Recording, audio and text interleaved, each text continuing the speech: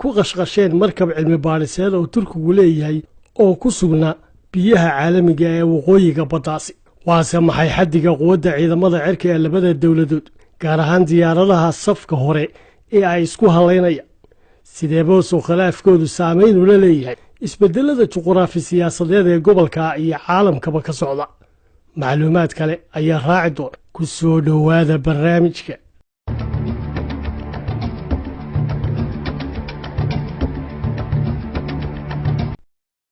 mid ka mida 4 diyaaradood oo kuwa dagaalka oo Greegu leeyahay kuna soo dhowaaday markabka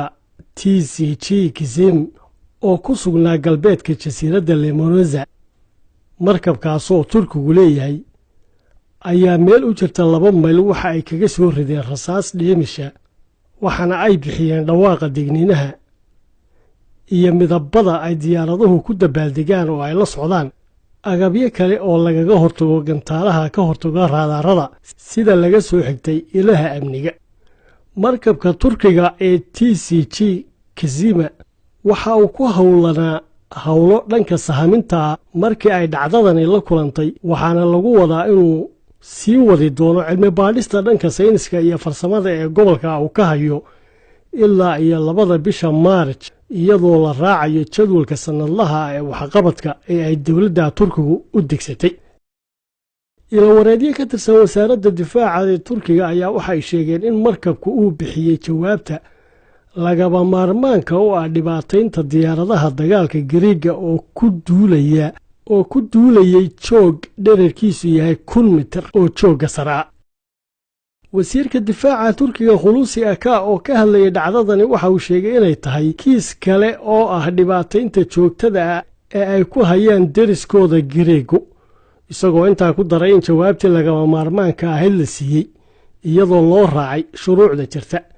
inkastoo aanu wasiirku bixinin faahfaahin dheeraada oo intaa dhaafsiisan oo ku saabsan nooca jawaabta ah ee ay ku falceliyeen. Turkigu waxay ku eedaynayaan Greegu inuu sii waday sii kordhinta xiisadaha ka jira gobolka tan iyo markii dib loo bilaabay wadahadaladii sahaminta ee u dhexeeyay Ankara iyo Athena horaantii sanadkan, waxaana ay sheegeen in laga soo bilaabo January 25 markii wadahadalku bilaabmay ilaa maanta ay 20 markab oo Greeg ah iyo duulimaado dhanka cirka u badnaa ay hawlo military ka sameeyeen aagga, weliba deegaanada ay ku jiraan biyaha caalamiga ee waqooyi galbeed ee jasiiradda Iskeroza. iyadoo haddaba ay sidoo kale Greegu jasiiradaha mulkigooda lagu muransan yahay ee Baxrul Ija ka sameeyeen tababaro military, jasiiradaha oo badankooda laga mamnuucay raadadka ciidamada, ayaa dhanka kale khubarada amnigu waxay ku tilmaameen howlaha Greegu inay yihiin calaamad cad oo muujinaysa xiisadaha inay sii horiyaan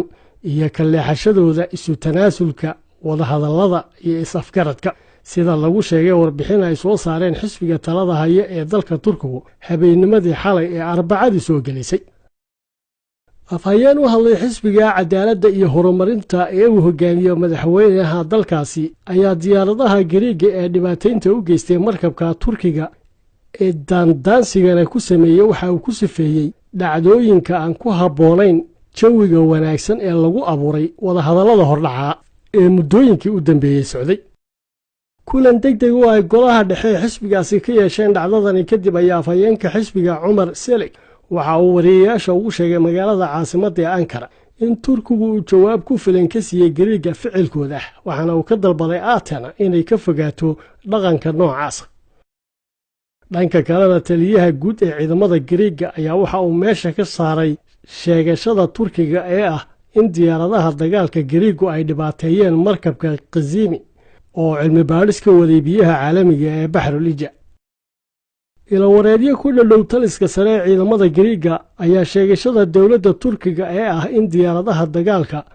ee ciidamada cirka ee Greegu ay dhibaateeyeen markabka Turkiga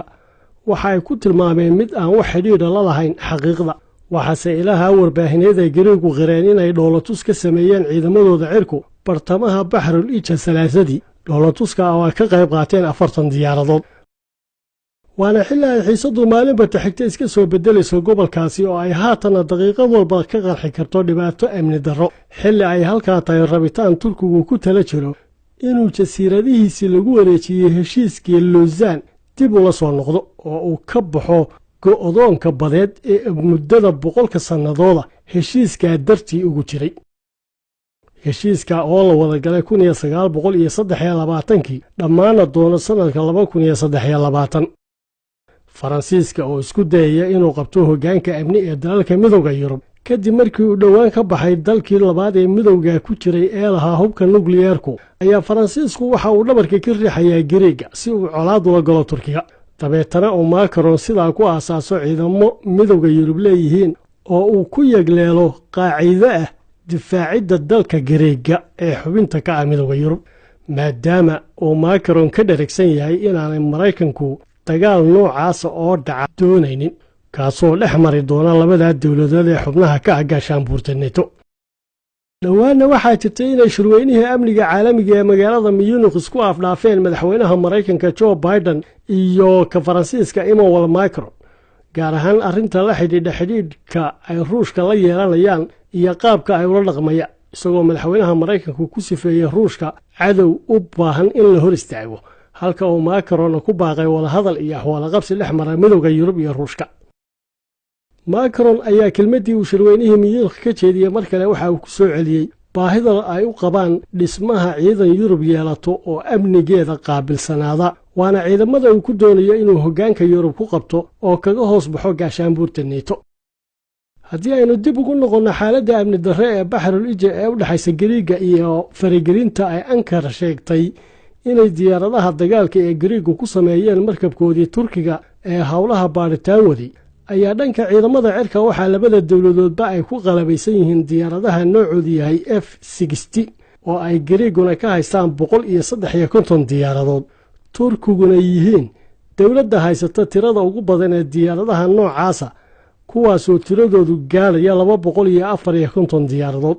iyadoo Turkigu ay gudaha dalkooda ku farsameeyaan diyaaradaha F-16 oo ay soo saarto shirkadda hubka samaysa ee Lockheed Martin ee dalka Maraykanka qaybteeda degan gudaha Turkiga.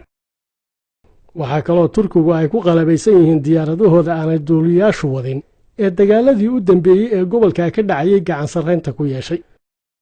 Giriiguna waxa kaloo ay haystaan sodomeeyo diyaaradaha dagaalka ee Mirage 2000 oo ah diyaarado qaadi kara gantaalaha kuruuska, masaafo fogna ka duqayn kara bartilmaameedkooda, waana nooc ka mid ah diyaaradaha ay dartood Turkigu u soo iibsadeen gantaalaha difaaca Ruushka ee S-400, gantaalaha oo ah kuwa ugu casarsan gantaalaha noocooda ah ee dunida lagu haysto. Now this is also how we're going to be able to meet the threat from Russia. The Kremlin attacks our democracies and weaponizes corruption to try to undermine our system of governance. Russian leaders want people to think that our system is more corrupt or as corrupt as theirs. But the world knows that isn't true, including Russia's own citizens. Putin seeks